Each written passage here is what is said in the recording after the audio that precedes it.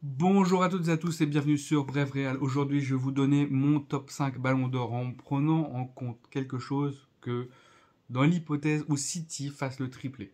Parce que pour l'instant, on ne sait pas trop. Ils ont encore une marche, un dernier match pour la finale de la Champions League. Ils ont encore des matchs à jouer pour tout gagner. Mais partant du principe que c'est une très bonne équipe qui ne va pas se laisser déstabiliser, je les vois quand même gagner ce triplé historique. Maintenant, rien n'est acquis, mais je vais vous donner mon top 5 pour le Ballon d'Or. Mais avant tout, n'hésitez pas à liker, partager la vidéo. Ça ferait du bien à la chaîne, ça nous fait du bien, ça nous permet d'être vus et d'avoir plus de commentaires, de réactions pour pouvoir être plus nombreux à regarder et que ça soit plus vu.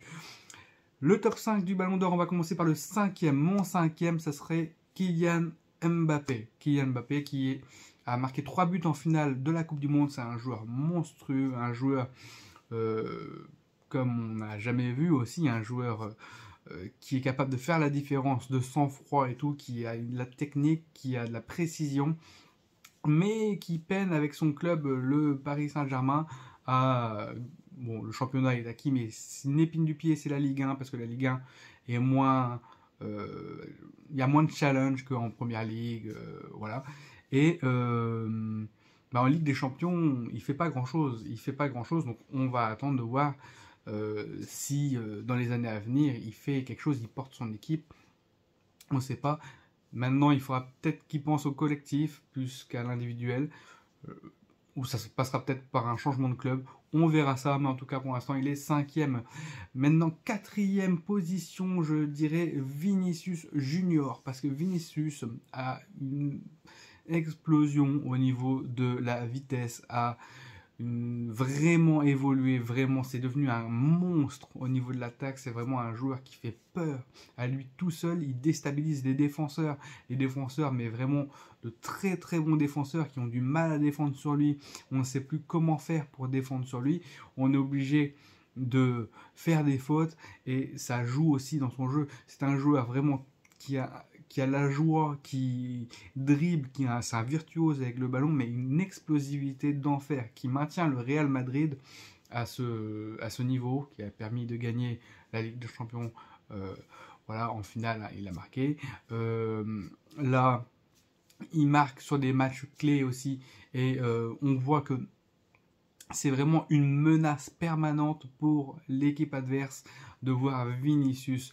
C'est son côté qui bascule. Ça déséquilibre un peu l'équipe du Real Madrid parce que l'équipe du Real Madrid bascule plus à gauche qu'à droite. Et c'est vrai que Vinicius y est pour quelque chose. Vinicius est tellement une menace, c'est tellement le joueur qu'on veut trouver en profondeur, qui fait la différence et qui dribble et qui apporte toute son énergie. Donc rien que pour ça, je le mets quatrième parce que tout au long de la saison, et pas sur une compétition seulement, mais tout au long de la saison, il est performant, il est régulier.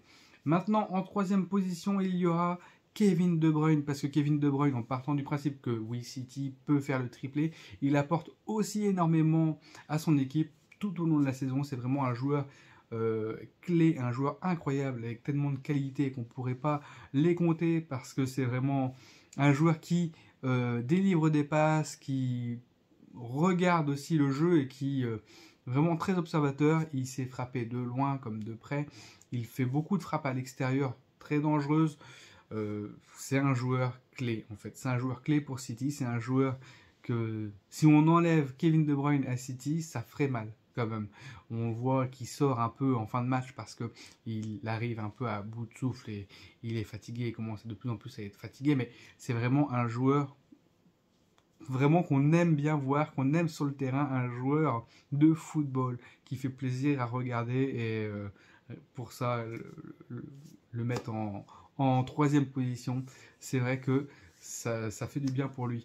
En deuxième position, il y aura Lionel Messi. Lionel Messi qui a remporté la Coupe du Monde.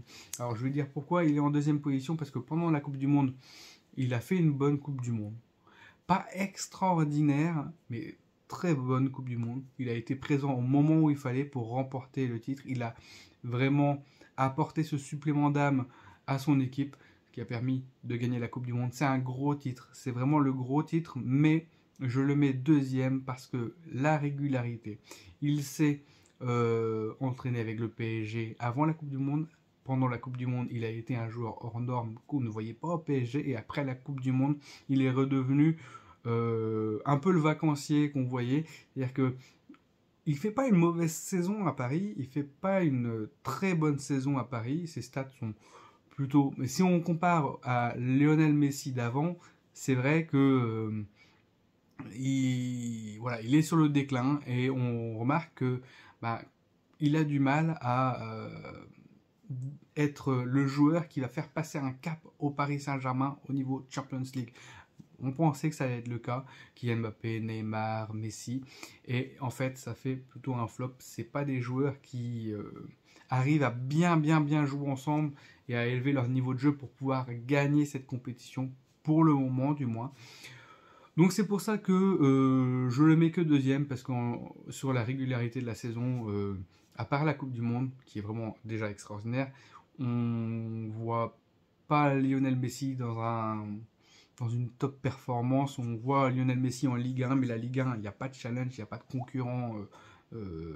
Désolé de dire ça pour les autres équipes, mais Paris a tellement une masse salariale et des joueurs hors normes que par rapport aux autres équipes, c'est complètement...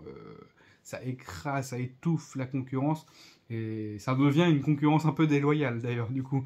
Mais voilà. Donc du coup, en première position, vous allez retrouver Haaland, parce que Haaland, pour moi, le joueur le plus complet, le plus décisif sur cette saison, qui empile les buts, qui empile les passes décisives, qui est vraiment clé, qui est une menace permanente, un peu tel un Vinicius Junior, qui n'a pas fait de Coupe du Monde, mais tout au long de la saison, il pèse. Tout le long de la saison, il pèse. Et c'est un monstre. Et je pense que pour un joueur avec ces statistiques-là, dans ce championnat-là, avec cette équipe-là, je pense que ouais, c'est à saluer. Et c'est vraiment, s'il fait le triplé, il sera vraiment pour quelque chose. Et la Coupe du Monde de Messi, certes importante, mais le triplé historique de City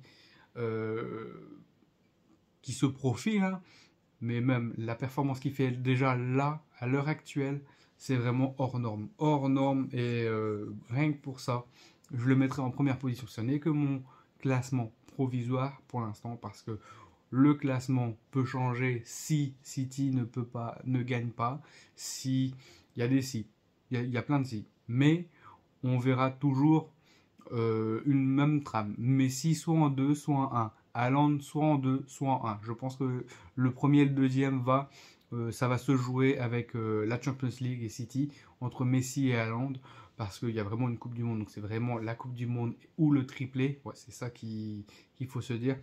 Et après, derrière, bah, il y a De Bruyne, parce que du coup, De Bruyne est vraiment...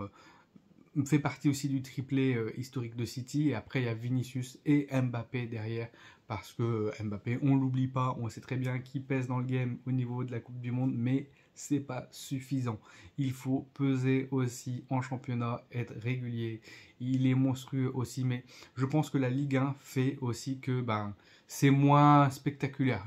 Je dis une bêtise, si Kylian Mbappé était à Manchester United ou autre, et qu'il empilait ces buts-là, on dirait oui, il est dans un championnat relevé. Et ça serait vrai. Maintenant, la Ligue 1, voilà. Et même en Ligue 1, en perdant le nombre de matchs qu'ils ont perdus à post-Coupe du Monde, et voilà, ils arrivent quand même à être premiers, alors que dans tout autre championnat, ils auraient perdu je sais pas combien de matchs d'affilée, ou je sais plus quoi, ils auraient été largués. Ils auraient, en première ligue, ça serait pas passé. Et là, ils arrivent quand même à être champions. C'est quand même que le niveau à côté est assez faible. Donc voilà, c'est pour ça que je mets Kylian Mbappé en dernière position, enfin en cinquième position. La Ligue 1 est quand même un poids pour moi dans les chaussures de Messi et de Mbappé. En attendant un gros concurrent direct, si jamais il y a quelqu'un qui investit sur une équipe de la Ligue 1, mais pour moi c'est un poids. Alors c'est pas que je dénigre la Ligue 1, c'est bien que les joueurs français puissent rester ou les gros joueurs puissent venir dans le championnat.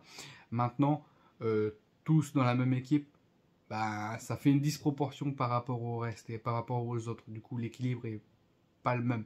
Du coup, on se bat pas à armes égales. C'est justement pour ça que je me dis que à armes égales, si les autres équipes avaient autant de masse salariale, autant de budget, autant de machin, je pense pas que le PSG serait champion. Parce que déjà que ça se joue à pas grand chose sur la Ligue 1, mieux vaut pas les mettre en première ligue, le PSG, parce qu'ils finiraient pas premiers, peut-être même pas dans les 5 premiers. Donc voilà, c'est tout pour mon classement provisoire du Ballon d'Or. N'hésitez pas à réagir. Voilà, je regarderai vos commentaires, on réagira tous par rapport à votre classement. Qui vous voyez premier, deuxième? Dites-moi si vous avez votre préféré pour les Ballons d'Or. Si c'est Messi par exemple, dites-le, dites que vous aimez Messi, que Messi a fait une belle Coupe du Monde. C'est vrai, il a fait une très belle Coupe du Monde. Si vous aimez Haaland ou Mbappé, ben, dites-le aussi, mais n'hésitez pas à réagir. Les débats sont ouverts dans le respect, c'est tout. Tchou!